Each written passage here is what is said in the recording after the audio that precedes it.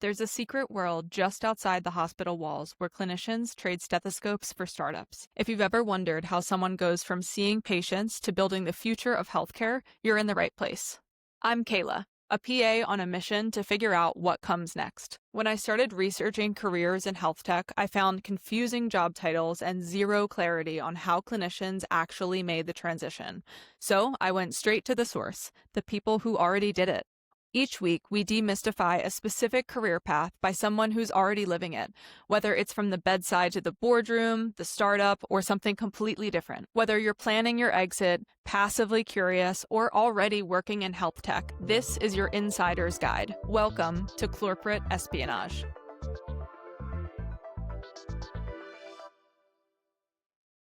What if you could build a successful health tech consulting business without ever leaving your clinical job? My guest today is doing exactly that. Natalie Freels is a PA at the Mayo Clinic in Florida by day and a startup advisor by night. She founded Insight Health Consulting to solve a problem she kept seeing: brilliant health tech founders who had no idea how to talk to the clinicians they were trying to sell to. Today, we're diving into how she built this dual career, why she calls startups ugly babies, and some of the mistakes that make health tech pitches fail in the hospital boardroom. If you've been wondering whether you can stay clinical and build something on the side, this is the conversation for you. Let's get into it. Welcome, Natalie. Hi, thank you so much, Kayla. Thanks for having me. Absolutely. So I would love to just start the show with you kind of taking the floor, introduce yourself to our guests, and tell us a little bit about yourself. Absolutely. My name is Natalie Freels. I have a master's as a physician assistant, and I'm a PA in the Division of Hospital Internal Medicine at Mayo Clinic, Florida. I went to PA school at the University of Florida Go Gators, and prior to that, I was a Georgia Tech Yellow Jacket. I have always wanted to work in healthcare. I always knew I wanted to provide care to those who needed it the most, pretty much my whole life. But that definitely took several twists and turns. My first clinical job was as an EMT. So, like a million years ago, I was an 18-year-old kid running around South Atlanta, driving an ambulance when I was in college, and it was an incredible experience. And while I was at Tech, I also got my first taste in research. So I did functional MRI research, focusing mostly on cognition and aging, and I really loved it. So ultimately, chose the PA route. And it's been incredible ever since. I love hospital medicine. So a lot of people say, what does that even mean, right? It means exactly what it sounds like. You're taking care of the hospitalized patient, which means bread and butter medicine, a little bit of everything, perioperative, UTI, pneumonia, after surgery, before surgery. We see a little bit of everything you can come in with. And it's really wonderful. I think it's kind of, you know, medicine at its finest, acute care at its finest, without our patients being too sick. And I've done that at Mayo Clinic since I graduated. Amazing. Great overview. So you've been in this for a while now. I feel like we share a similar long journey in healthcare.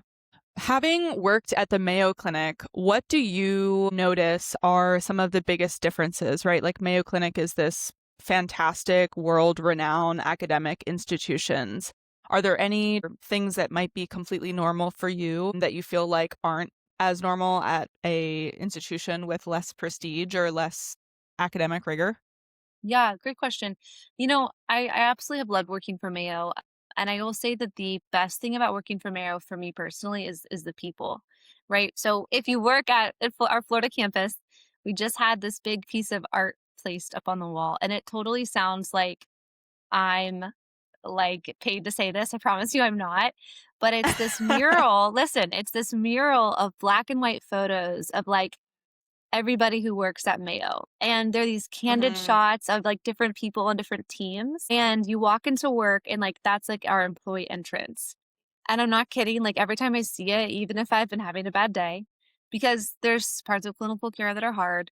There are parts of any job Of that course. are difficult, right? That's just life. I see that and I'm like, okay, this is actually a great place because the people here are actually really great. Yeah. I'll say that I love what I do because of the clinical work. I love the patients, but really it's about the people that I work with. So the other nurse practitioners and PAs, all the physicians that I collaborate with, they are truly like family to me at this point. I'm really, really thankful to be in a place like that. I think it makes even, things about work that are just work, right? That's human nature. It makes it a lot Mhm. better to work with good people. Completely and totally agree on that. It is really, really make or break, and when you have that sort of magic extra secret sauce Yeah. that just kinda helps you carry through the day, it's like free caffeine. I Yeah, don't know. absolutely, absolutely.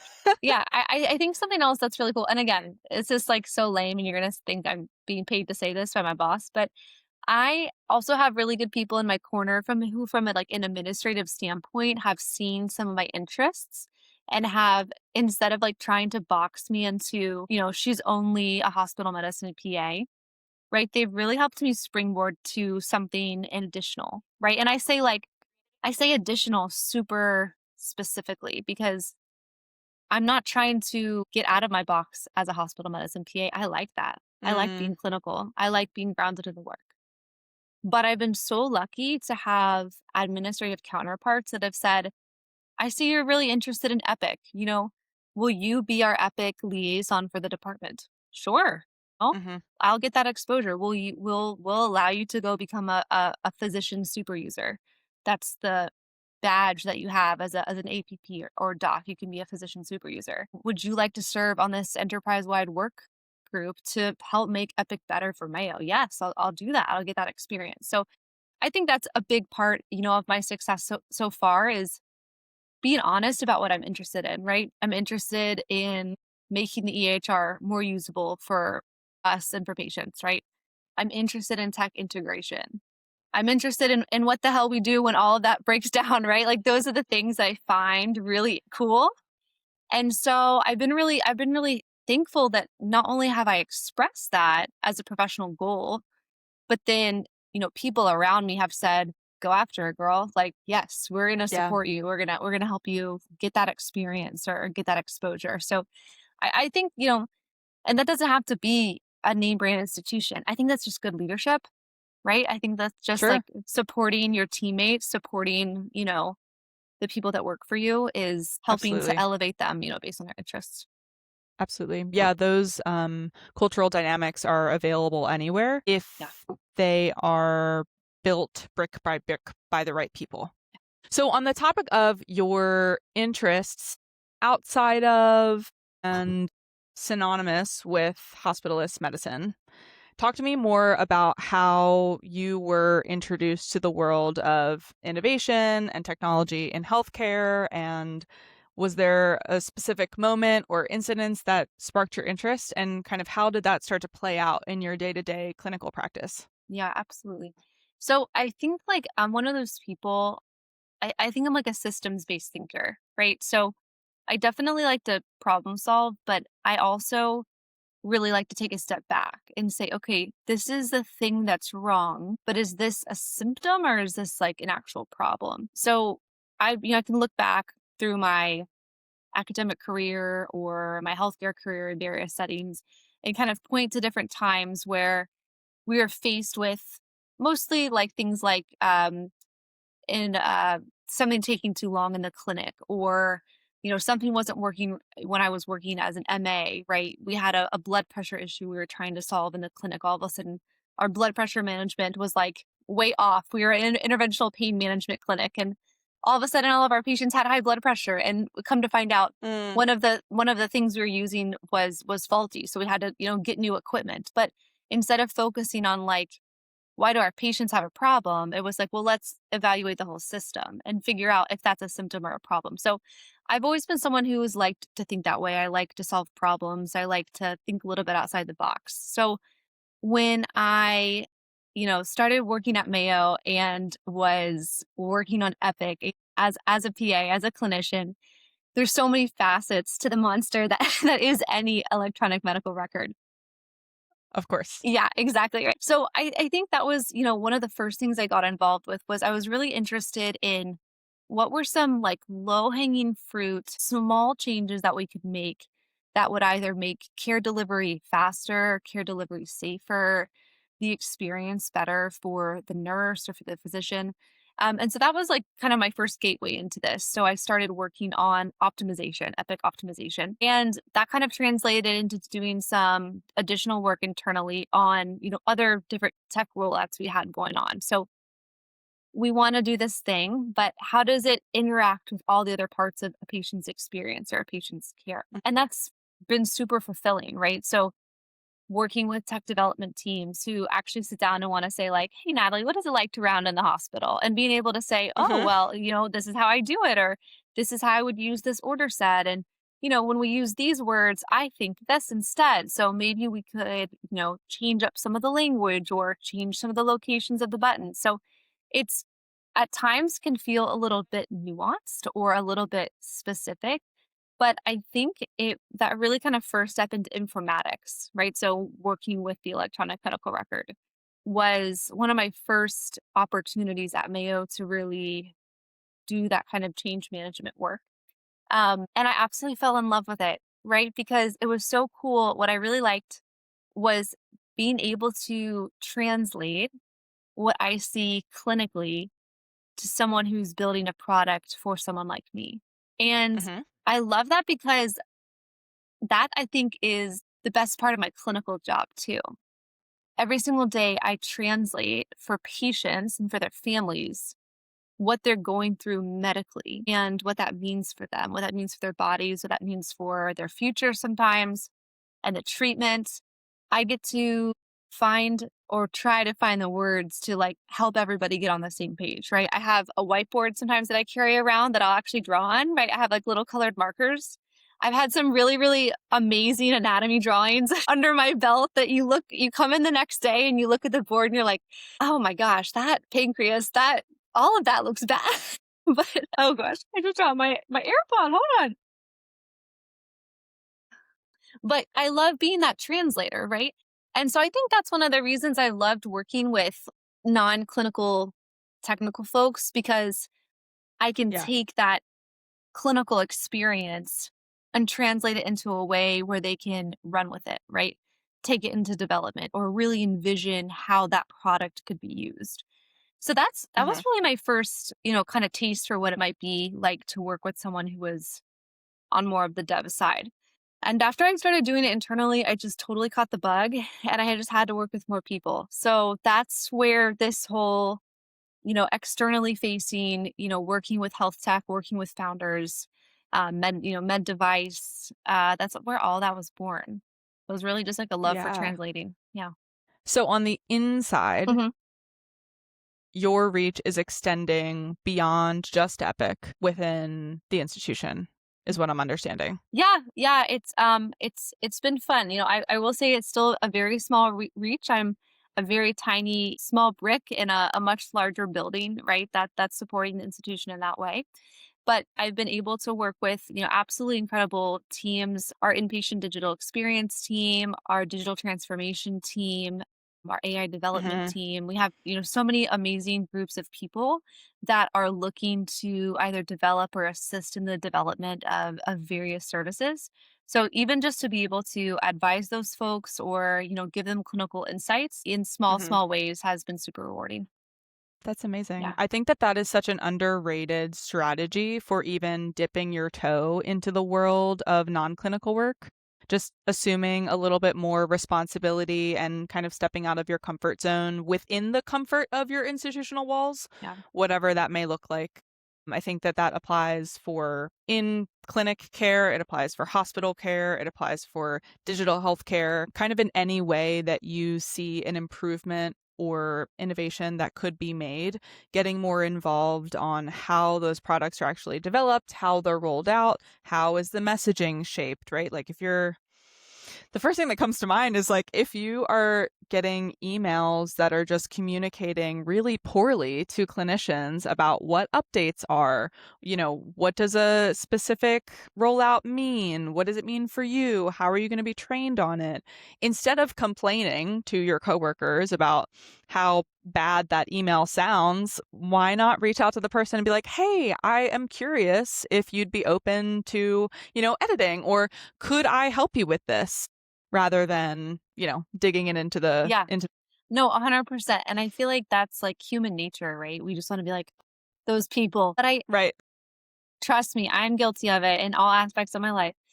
And I just wonder, I'm curious to know how we all could go further and do more when we do stay curious, right?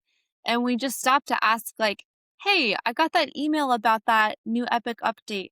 What does your clinical support look like for these kinds of rollout? What does that look like for your team? And can someone like me fill that role?" And the worst thing that someone could say is no, we're full.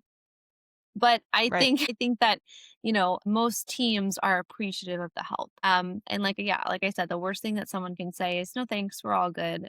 But you'll never know unless you ask. And I really do like to see more and more clinicians, be it physicians, PAs, NPs, nurses, RTs, right? Like there's so much to be done. There's so much information to be shared to those who are building stuff. There's no shortage of work, trust me. There truly isn't. And I hope that more people can get the courage just to ask. And like you said, start small, start where you are, and start where you see the biggest need. Like, where are we having breakdowns in communication? Where can either our process be improved? Where can our technology be improved? And how can someone like me potentially step up and lend a hand? Um, Right. I know we always talk about like overextending ourselves and, unpaid, extra non-clinical work. So there's always that to think about, right? We want to be protective of our own time and our own energy.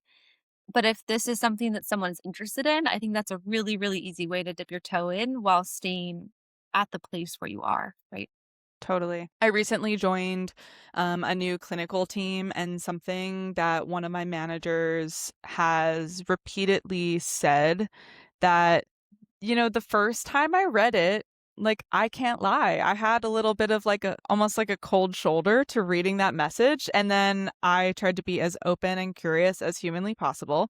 And the request is that instead of approaching a problem as a complaint, approach it with a solution based message. Mhm.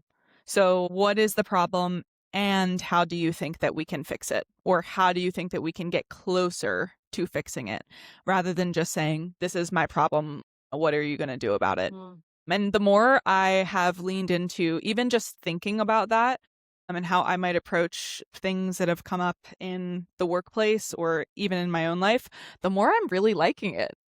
Yeah.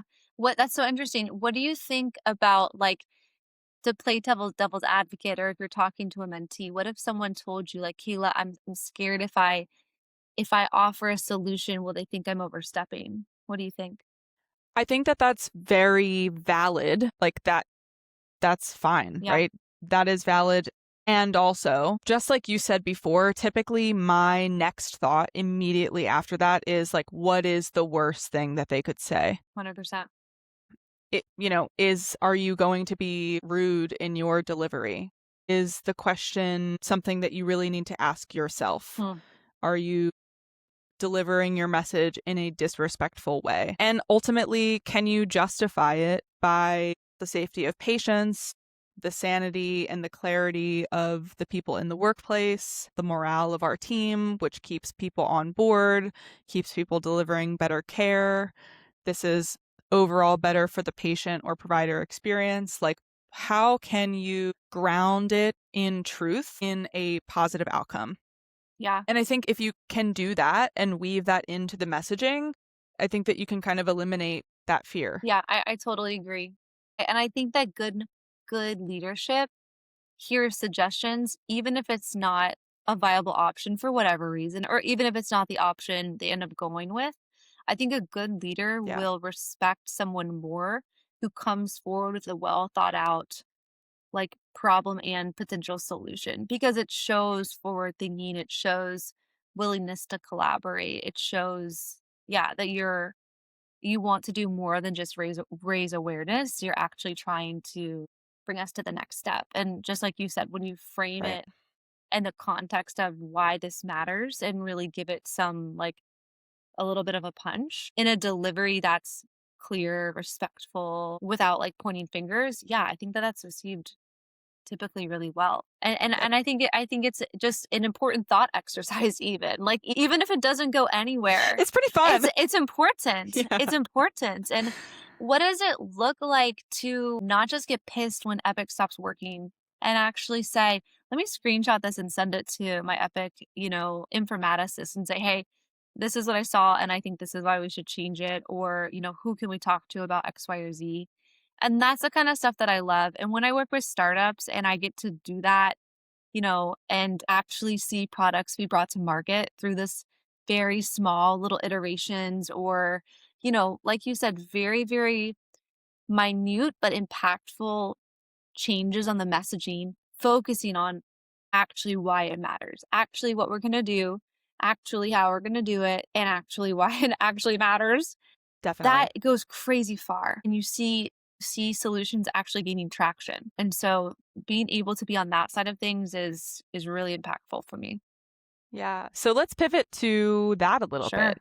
Before we get too much about the actual work, because one of the main goals of this podcast is to demystify the steps for folks who might not have anyone in their personal community to ask questions about. They may not have a mentor available to them that they've found yet. I'm curious to hear from you the consulting business. What were the elementary steps for you of even getting that set up? Yeah. Yeah, good question. Okay. So, I was doing consulting internally, which I still do at my institution, and I find that high value. I find it important to the mission of where I work. But I knew I wanted to do more. I knew I wanted to work with more people. And yeah, to your point, I didn't have anybody in my network that was really in health tech. So I reached out to somebody who was in more of like an adjacent life sciences realm. And I said, "Hey, can we meet? I want to learn more about how someone like me can make the jump into industry, even if it's in a small way." And that was kind of my gateway. And then that started this whole period of time of me just learning different industry terms and what are different markets. There's a huge difference like between life science and pharma and health tech and even med device. And Right. there's just so many subsets of the healthcare, industry, non-direct clinical care. So a lot of education, a lot of asking questions, not gonna lie, a lot of cold call DM messages on LinkedIn, just like, hey, Totally. I'm completely shameless. I am so shameless, but you have to show, a willingness and a value add for that person as well. My angle was always I'm looking to learn, and a lot of people further on in their career are actually looking for mentees. I think that there's a lot to be Yeah. said about folks that really do want to give back. And if it's 15 minutes, 30 minutes is someone's time with like a very specific agenda, might not be the right word, but like a very specific thing that you're looking to learn more about, I would say probably 80 to 85% of my messages were returned, even if I had to like ping them once or twice. And that just opened so many doors for education, like learning about the industry, learning what I could do. I think after I had a better idea of what was out there and what that landscape looked like, if I was going to go back and do it again, the next thing I would recommend would be getting involved in an accelerator or some kind of community, like somewhere that you can meet people if you're a clinician. And I think that that is exactly what you say. Hey, I work in this space. I'm looking to, be a resource for companies or be a resource for whomever, or I'm looking to learn more about, this subsect of health tech or of, healthcare industry. And you just kind of offer what you've learned, right? You put yourself up as a resource to that community. So a lot of these accelerators, you're not necessarily getting paid for those engagements. It's you're either a judge or you're helping with value coaching or you're, going to pitch events and just talking with people. So that is if I Hmm. was going to do it all again, if I was going to help coach someone who was looking to get into consulting, that's like the exact kind of framework that I would do. And that's exactly what I did. And when I started getting into those accelerators, when I started being trained as a value coach and going through that process, that's when I met the mentors. That's when I met the people who Hmm. were, these were people that were in my network. These are people that I met through those experiences that I just asked to be a part of, right? You have to, the worst they can say is no. So I asked, can Yep. I be here? Can I help? I have, something to be able to give. And I met one particular person who's really incredible, really, really special to me. And we were coaching a cohort of very, very early startups. And after the call, we did a little debrief and she goes, "So when are you going to start your business?" And and at the time I was like massively pregnant. I was super uncomfortable. I was massively pregnant. I was like the heat of the summer. And I just remember thinking like, what are you talking about? Like, I don't even know what I want to Mhm. do. I think I want to do something like this. And she goes, no, you already have everything that you need to gain more experience, but you have everything that you need up until now to go ahead and get started. And that was so wonderful just to have someone see that drive in me and that, way of working with people and way of offering, advice and assistance for her to say, go ahead and get started today, right? Go get more Mhm. experience, but go ahead and go get started. And that was incredible. And she's someone that I still keep in touch with and really am appreciative of that support. Yeah, it's pretty wonderful. That's Yeah. amazing. So you went on this path of putting yourself in the Mhm. spaces at the tables where you knew that the folks with more experience than you, maybe not the same expertise as you, But different but experience. Yeah. similar interests, right? Similar interests, similar goals as you put yourself in those rooms, immersed yourselves in those experiences, offered value without much expectation in return besides being a sponge, Yeah. and eventually got to the point where someone is like, "Do you realize that you're already You're doing already this?" doing it. And I was like, "Wait, you're right. I'm doing Yeah. this." And yeah, that was huge. And I think that just compounded. So then it became, okay, there's groups that are doing other really important work for these startups. They're doing regulatory assistance, they're doing commercialization. Yeah. Okay, well, then now I'll transition and help those folks out. So as they bring on people, I'm kind of the clinical consultant in the back pocket to say, hey, um, would be how I would approach the situation. So then I'm not only learning how someone like me can work with clients, but I'm learning how they work with clients in their particular area of expertise. So finding a mentor in Sure. that space, I've learned so much about regulatory and quality. I have, two people that I work with closely. And so that has been immensely helpful, right? Being able to see those two sides of the industry while still providing value to them and to the people that they work with.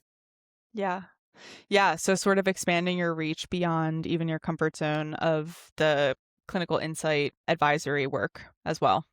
Nice. So, on the tactical side, in case there are any listeners who want to get started and like have no idea, I don't know, how Google works, I think that this stuff is Googleable.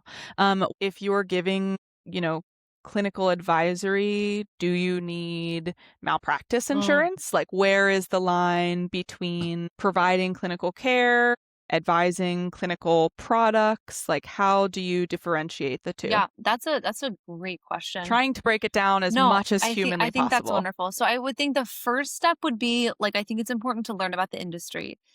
Get the lingo, I think that using LLMs for that kind of like learning, getting you up to speed is super quick. Completely. Yeah, it's super fast, super quick.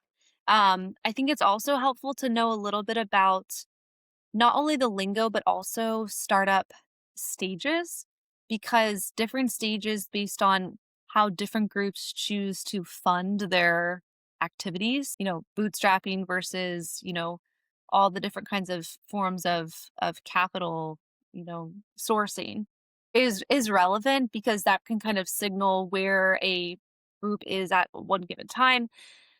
So outside of, those kinds of industry type things, what I think the next important thing would be to decide what you want to focus on.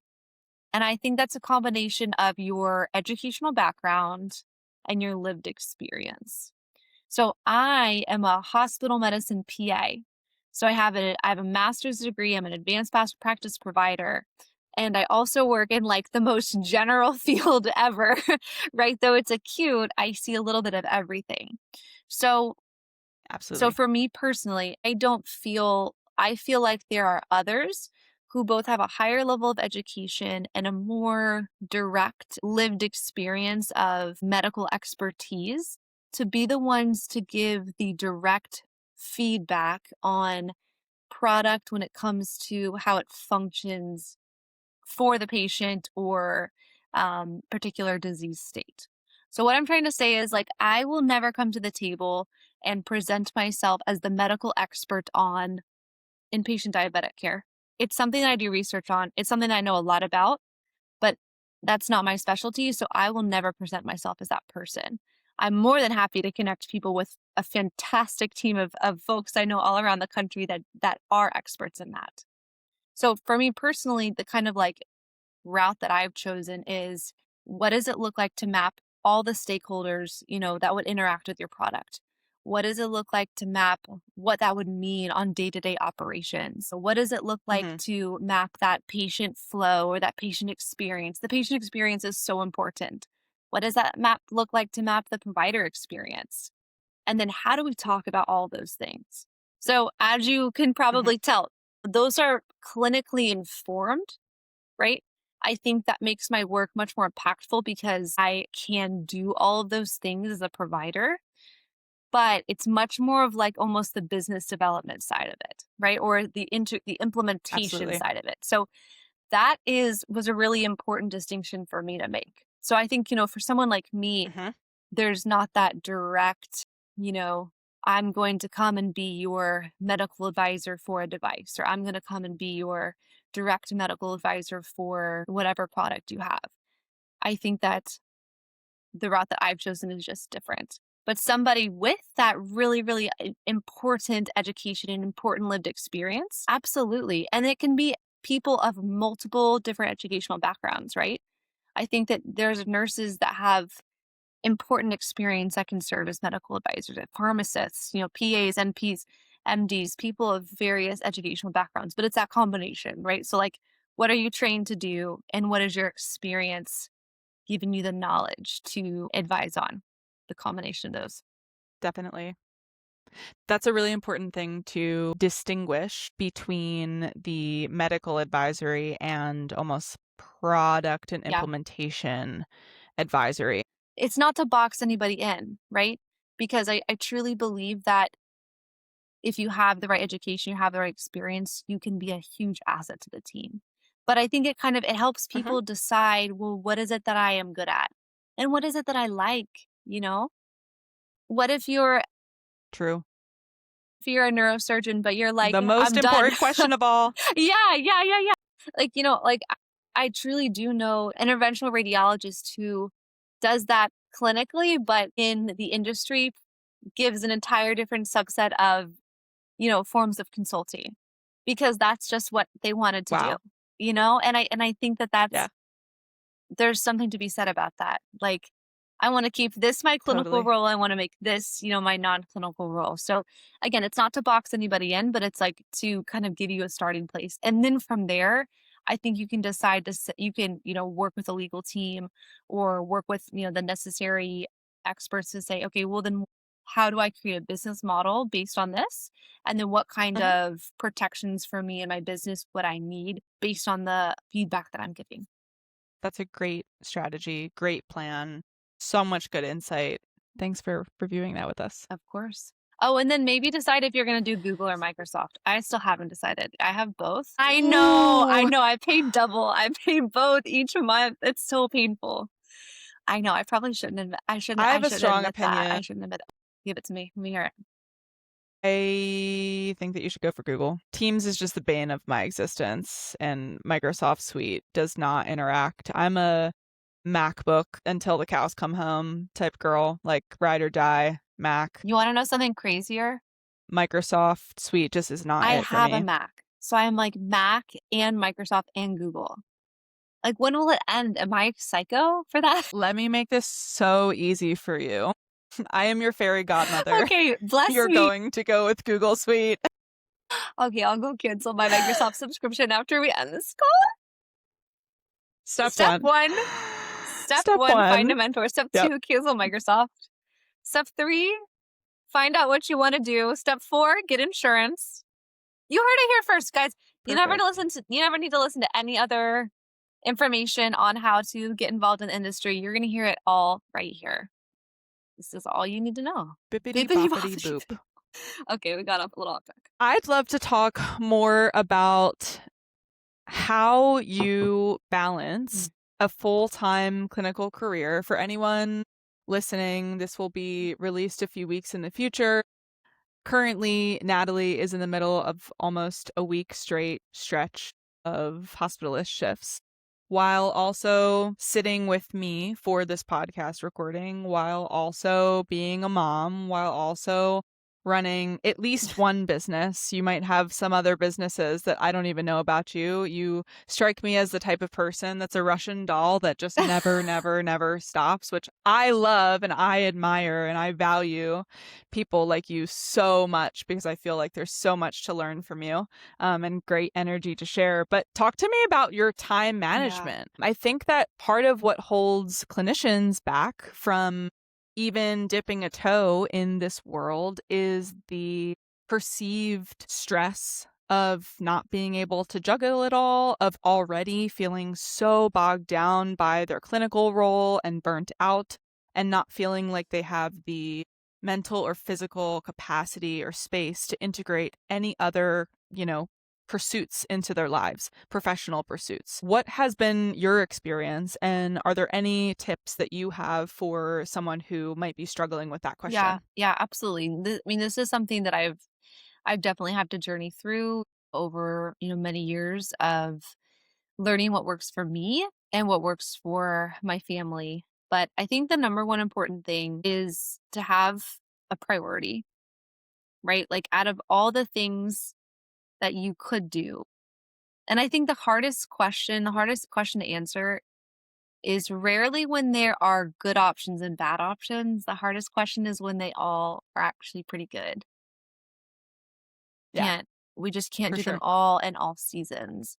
So I think there's an element of that. Like I can do it all, but I might not be able to do all of it at the same time.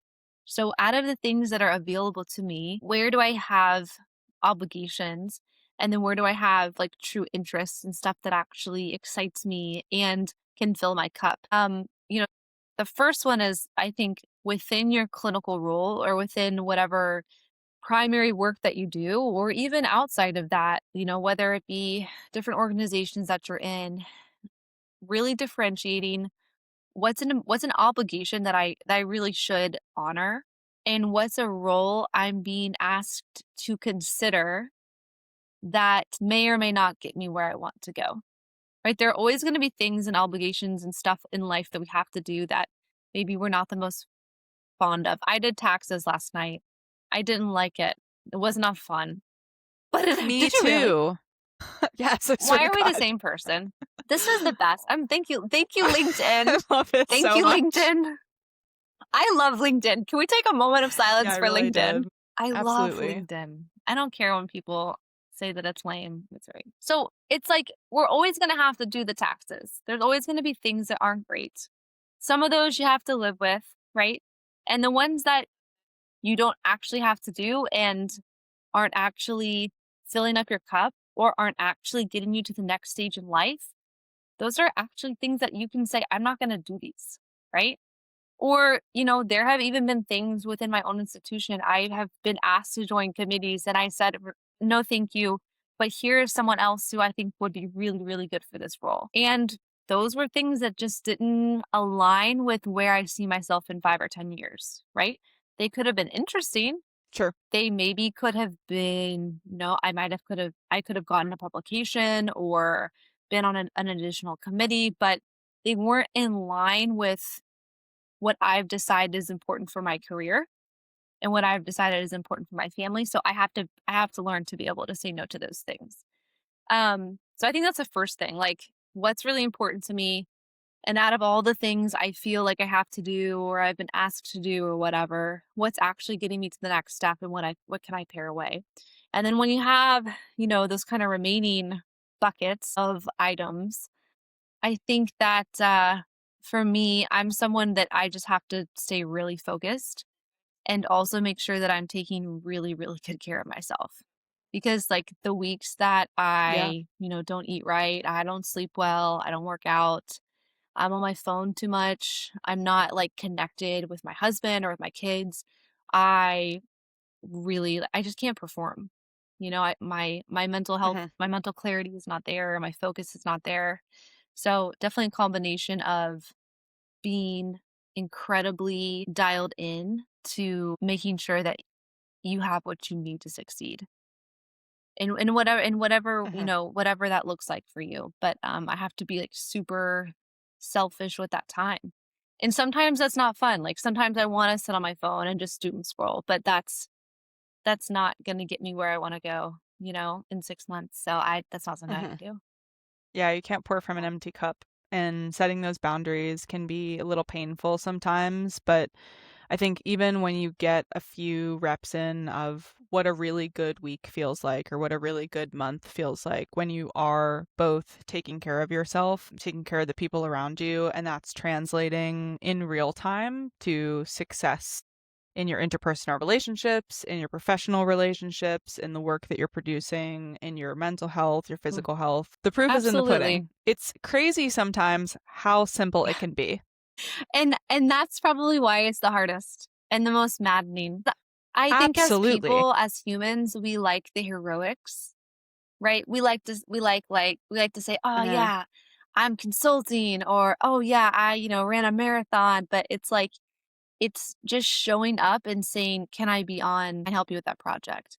And it's like getting up every day and like Mhm. going for a walk before your kids get up. It's like actually the small daily Mhm. attitudes and actions that get you to the next step rather than like the big promotion or, you know, forming the LLC. That's not actually really doing it. It's woo, Filing it. yeah. I mean, we'll I'm throw you a done. party. Like, come on, we'll throw you a For party sure. for sure, but it's actually like these much smaller, way more boring things that are gonna get you to the next Mhm. place. And I've been reflecting a lot on this, and I'd love to hear your thoughts too. But how can people like us look to community to kind of form that accountability or encouragement? I'd love to hear what you think. Mhm. I think my answer comes from knowing myself enough that I am a person who values face-to-face verbal connection over all other forms of communication. I am a listener, I'm a talker. That's why I have a podcast, not a blog.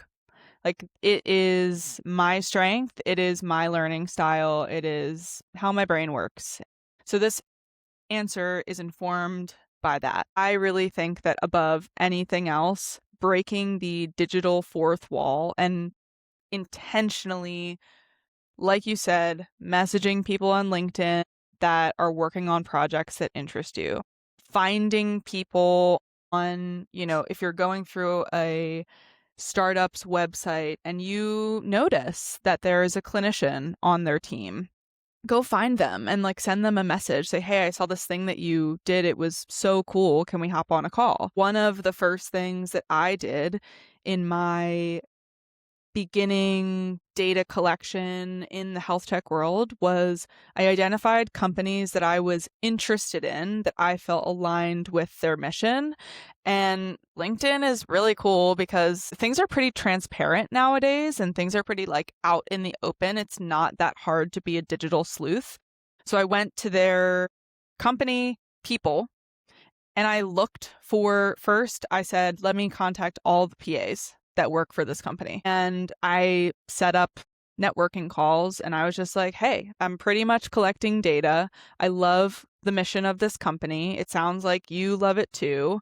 Maybe we have this thing in common. If you have the bandwidth, could I have 30 minutes of your time to pick your brain and get to know you? And that gave me so much of a sense of community, made me feel a little bit less crazy as well. Because I was like, oh, there's other people out here that are thinking about these problems in the same ways as me, that are wanting to, extend their reach beyond the box of delivering patient care.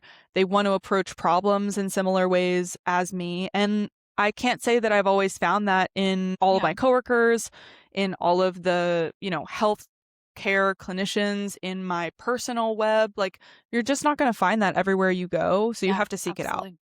So for me, it's definitely a matter of getting face to face. And then another like avenue of finding those people is getting involved with communities that really are digital based. Of course, you can find some in person as well. And some of the digital communities have in person events, conferences, I met so many people at health this past year. I showed up without a ticket. It felt kind of crazy. I showed up without a ticket. I just went to all of the networking events before, during, and after the official conference hours. And by day 3, I was able to acquire a badge for myself to actually enter the conference. The ticket was like $4,000. I'm like, I'm not doing this. I'm just gonna get the most juice from the squeeze that I possibly can with the Yeah. FaceTime that I can get. And it was incredible. I think there is no understating the impact of being in the same space as people, of being in the same rooms of people who care about the same things as you, and making the strides to change things, to build things, to think about things in a critical way, and, are just in this world. So that would be my advice. No, What about you? I agree wholeheartedly. I think it's a nice balance of finding people who are in similar stages, people who are, a few years ahead, people who are in adjacent but maybe completely different domains, and cold call reaching out and saying like being very clear with your intentions, which is mostly just learning, right? And like I wanna meet people. I wanna know what you're working on and then translating that into face-to-face meetings. So yeah, I am going to HIMSS this year in Vegas. I know we've talked about that. I am so excited. So if Yeah. anybody is listening to this and wants to catch me at HIMSS, where to find me. But yeah, I'm really, really looking forward to that. That's definitely on my goal for 2026, is making that transition to some more in-person, yeah, experiences and really getting hmm to connect with others. I'm trying to, think of some other really great pockets. And there are tons of amazing pockets. Even, where I live here in Florida, being able to meet other innovators in person has been really impactful. I really loved your tidbit about joining an Mm-hmm. accelerator as well, because that could put you out of the realm even Yeah. of healthcare, and just meeting people with a similar entrepreneurial, innovative mindset in other avenues. And I don't know, people are amazing. I love people. You just never know where a conversation can go. You never know where you're going to find friends and people that end up Hmm. really changing your life. So I do think that it is important to break the digital fourth wall. And the great thing is that I would say, like, conservatively 75 to 85% of clinicians, like people who are on the ground delivering care, that's already your strong suit. You're talking to strangers Every every single single day. day. Yeah. Like, you have to talk to how many strangers every day? You're already really good at it. Just tune it up a little bit, apply it to a different setting, and like Yeah, run. I totally agree. And I think for the accelerators, the best advice I would give are look at the universities in your city. Because a lot of these universities are starting these, they're either calling them like venture studios or local accelerators, and they would love to have, a connected clinician who lives and works and practices in that area be involved. And then the second thing I would say is look at your alma mater, like wherever you went to professional school or wherever you went to undergrad, what are they doing? What are their resources like? And how impactful could it be for their current students to have an alumnus come back and give that kind of feedback, and assistance. So I think that those are two like pretty easy ways where Yeah. you can cold call reach out and say, hey, I'm Kayla Bassett and I went to school here and I want to help with the accelerator, and I think 9 times out of 10 they'll be very receptive to that. That's a great suggestion for a first place to look. Um, Before we start wrapping up here, I'm curious to hear from you. What has been some of the biggest challenges with getting more integrated in the consulting world, and how have you Yeah, navigated them? so doing like fractional advising, I feel like one of the hardest things I've had to learn is that there are a good subset of folks who want to build at all costs. And sometimes once you have an idea, it's really hard to step away or see it differently or reimagine what it might look like in deployment. And I think, again, part of that's human nature, right? That's why I say that products are ugly babies and founders are parents that are in love, right? It's no one ever thinks their baby is ugly. It takes somebody else to be like, something's wrong with that head. So that ain't right. I don't know what it is, but it ain't right. So, and I mean that like in all seriousness, it's really important for you to be able to have folks in your corner that can help guide you and help you see things. When you're too close, it's really hard to see. And I think one of the harder Mhm. parts about, fractional advising, whether it's internally or externally, is when you're so close to a solution, you can have blinders on. And it can be difficult to work with folks that are in that headspace. I think that's when empathy, impactful communication, and I think just kind of like external processing, when you are have those skills that can be really helpful for those situations. But at the end of the day, there will always be people who aren't willing to hear that feedback. And I think as an advisor, that you just have to know that those maybe aren't the people for you. And I think that's been something that's been at times difficult to learn, but also a really great opportunity for me to build that strengthen that muscle, right? Like learn how to communicate Absolutely. impactfully, how to convey urgency when needed, and learn how to not be so caught up in the details when it's not needed. Everyone can walk away with like having a better understanding of the reality of the product or the reality of the solution and then what the next step would be. Yeah. So to summarize, understanding number one, when a team or a product just might not be a good fit for you Mhm. to work on, and also how to deliver, how to admit to yourself and then admit to the folks who you're advising, the product that you might be advising, when a real pivot Yeah. is needed or when a real big problem is Right. Yeah, identified. that's exactly it. And how you're delivering that message. Yeah. Yeah, I mean, no one wants to hear Their that, baby is ugly. their baby Mm-mm, no. sucks. And Like, no one wants to I'm hear that their baby is sorry. ugly at They all. don't they don't wanna hear it. And I think, yeah, and then for me, it's like I'm a pretty spirited person. I'm reading this great book. I have a great book recommendation for your listeners. It was just recommended to me, like, in the last few days, and I've Yes. been enjoying it. It's called No Hard Feelings. Shout out to Rithvi, my Okay. boss, who recommended it to me. Rithvi, if you're listening, thank you. But anyways, it's fantastic, and I think that really gets at what we're talking about, like, how do I communicate when I see a problem, know, like, communicate urgency when necessary, but also not let myself get too caught up in it. Because at the end of the Yeah, day, they get to choose how they're going to respond absolutely. and where the product goes. And that's not on me. Like, all I can, same with our patients, right? I say this every day. All I can do is educate you on how I understand the best evidence and what I believe is to be the best plan. And ultimately, you get to make the decision.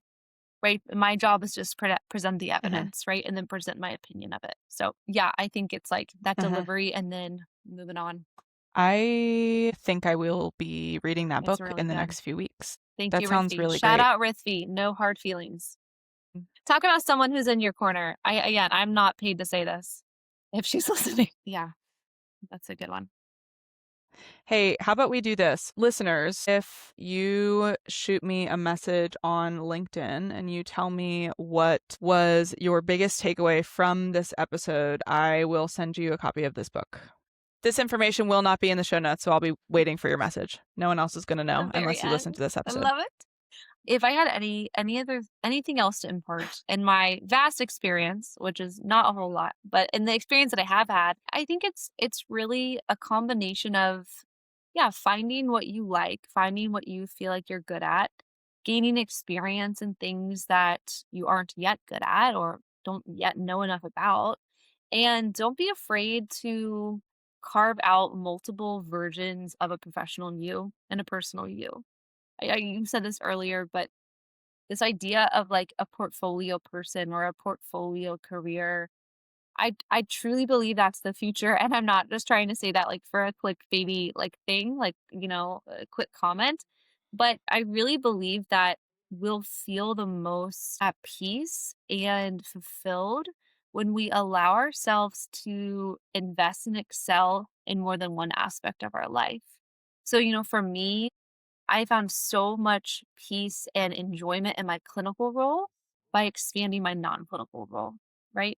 And I found so much enjoyment in my home life and being a mom, being an educator in the home by really, really taking good care of myself. Like to a point of there are very strict boundaries and very, very like limits that I have to place on my self-care, and all of those things can be connected. So that's definitely outside of the world of health tech, but I just think as a human, it's worth saying. Totally. We are all walking Amen. each other Mhm. home. So I think that that advice matters just as much, if not even more, than all of the other technical industry specific, you know, Agreed. balls of wisdom that we've been thrown around. Fantastic. Well, Natalie, thank you so much for sharing your time with me today and with the listeners. If anyone wants to get in touch with you or read more about maybe your services, how can they find you? I am starting to host office hours every other Thursday night. So come on and hang out with us. It's going to be lots of fun. And if you are interested in learning more, or if you are a company and interested to hear on how we could potentially work together, you can always reach me on LinkedIn and we can go from there. Fantastic. I will Be see you at there. the It'll be office good. hours for sure. I'm so excited to It'll be see fun. the conversations. Yeah, fantastic.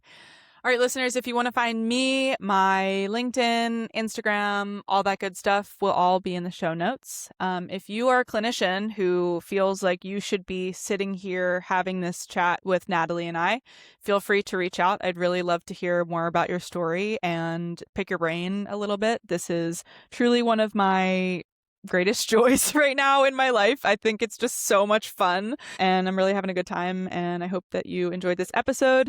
Please rate us 5 stars and share us with a friend. It honestly really helps the show. Thanks for listening to another episode of Corporate Espionage. We will see you next time. Ciao. Yay.